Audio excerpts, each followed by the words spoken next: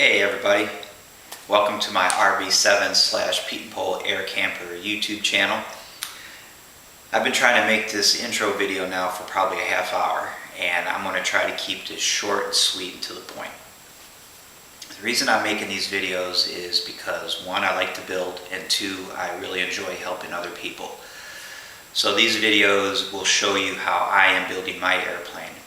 Now, I'm not saying that I'm an expert, because I'm not, and I'm not saying that the way that I've built my airplane is the way that you should build yours. These are just for entertainment purposes. Maybe when you watch these, it will spark some ideas in your own mind on ways that you want to build your airplane. The other reason I'm making these videos is because I need help building my RV7. I can build the airplane myself. Financially, it would take a very long time to do it. I would rather not wait a very long time because I want to use this airplane as a platform to travel around the country and help other people with their aircraft projects or with their aircraft maintenance. So in order for me to do that, I've set up a GoFundMe page and an Amazon wish list, and those links will be in the description of all of these RV videos. So if you feel moved enough when you watch these videos, if they've helped you and you feel motivated in return to help me, I'd appreciate your donation or your purchases from the wish list. So that's it. That's the mission of the airplane. Like I said, I'd like to use it as a platform to travel to people. They can reach out to me and say, hey, I'm building an RV, whatever. I'm building a Pete and Pole air camper. I'm building a Stoll type airplane. I have a certified airplane that I need some help with, whatever it is. I would like to be able to fly to their shop, to their hangar, and be with them real time, hands-on, and try to help them as best I can. I might not be able to help. Maybe I show up and the only thing that I can do is help you move a wing from one side of the shop to the other. I'm okay with that. So that's the idea. And as a little thank you, as little as it is, this is an RV7 elevator skin, and if you make a donation or you purchase something from my wish list, I'd like to add your name to this skin, and ultimately, hopefully, I'll have it full of names, and those names and the skin will be mounted at my hangar, what I call Wall of Honor, just as a little recognition that these people were nice enough to help me with my project. So that's it. Again, these are the RV7 videos. You might be interested in checking out my Pete and Pole air camper videos as well. But that's it. All right, that's enough yip yap for now. I say we get to building some RVs.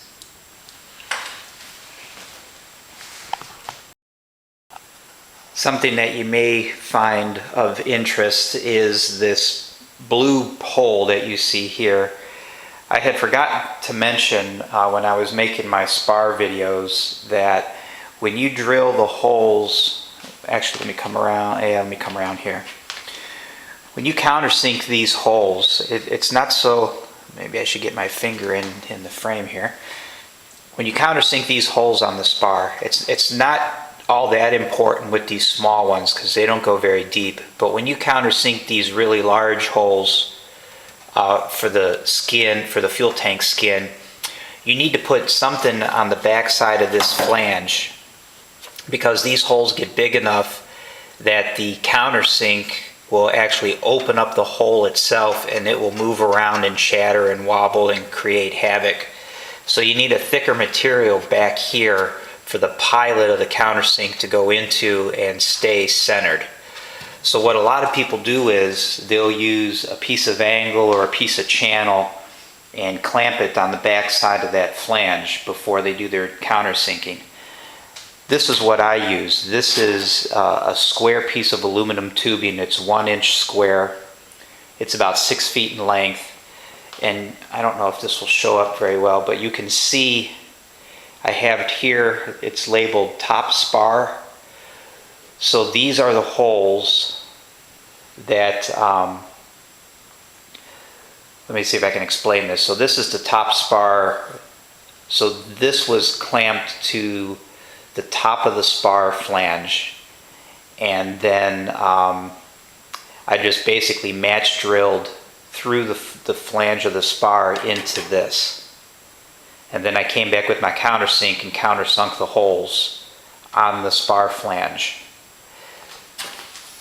This side here, it says bottom spar, and I did the same thing. I used this side of the square tube and clamped this to the bottom of the spar, match drilled the holes, and then did the countersinking. And you can see these holes on the bottom are bigger than these holes on the top in this location, just because the spars are different. These were probably fuel tank holes here.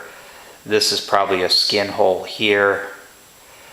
These four here are probably for an inspection cover or something like that. But anyway, you can see the holes run almost the entire length in different locations. And I'll include, I think I have a couple pictures of this actually clamped in place on the spar. And then of course, so I've got this side here for one hole pattern on the spar, the top.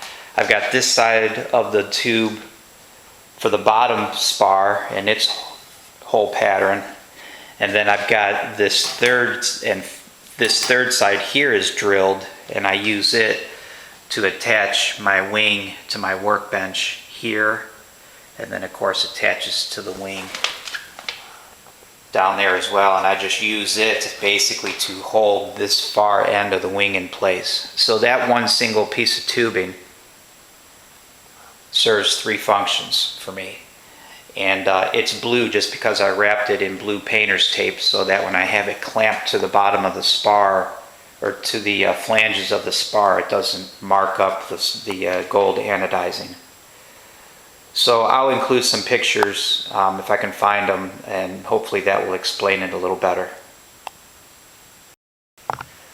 Alright, I'm getting ready to rivet the main ribs to the spar, the main spar. A couple things I want to note. I don't even know if I'm going to be in camera frame, but it's okay, you didn't come here to look at me.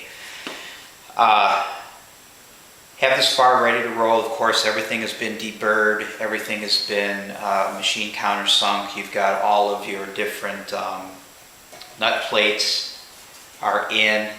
Make sure the spar is clean. You don't want any metal shavings on it anywhere. If you have any kind of tape residue left over from when you had everything taped off, make sure things are clean.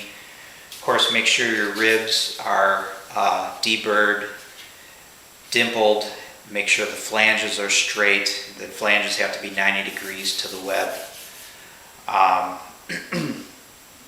that point, you're ready to start laying these in. Now, what I like to do, at this end, the ribs are very close to one another because you have the wing walk reinforcement that's in here. These ribs being so close, they could be a little tedious to get in between to do your riveting. So if you look at the plans, this is the fourth rib from the end. This fourth rib faces out like this. It faces toward the wingtip. So to rivet these holes here will be easy because you have plenty of room on this side. So I'm going to start with rib number 3. Again, if you look at the plans, rib number 3, the flanges face in. Rib number 2 and rib number 1 are the same. They all face in this direction. So if I have, you can imagine another rib being here and here. Getting in between would be a little bit difficult. So I'm going to start with this rib, which is rib 3. You can tell which way this goes easily by this little tab here. This single tab on the end of the rib is always on the bottom. So put this on the bottom, Of course, I already have it labeled like I talked in my other video. I have the numbered here 3, rib 3. This is rib 3. So this will just get put in here, and of course I'll Cleco it in place. I'll go ahead and do these rivets. I've got plenty of access. Then I'll drop in rib number 2. Again, I'll do these rivets. I have plenty of access. Then I'll do rib number 1. Plenty of room, plenty of access to do these. Then when I come back in here to do number 4, as I said, number 4 faces in this direction, so I can put those rivets in with plenty of clearance. At that point, the ribs are spaced roughly every 10 inches. So I can just start laying those in and work my way down with plenty of room. That's my method, just trying to keep it simple, trying to make it a little bit easier on people if they haven't thought that far down the road, so to speak. Just little simple things to think about.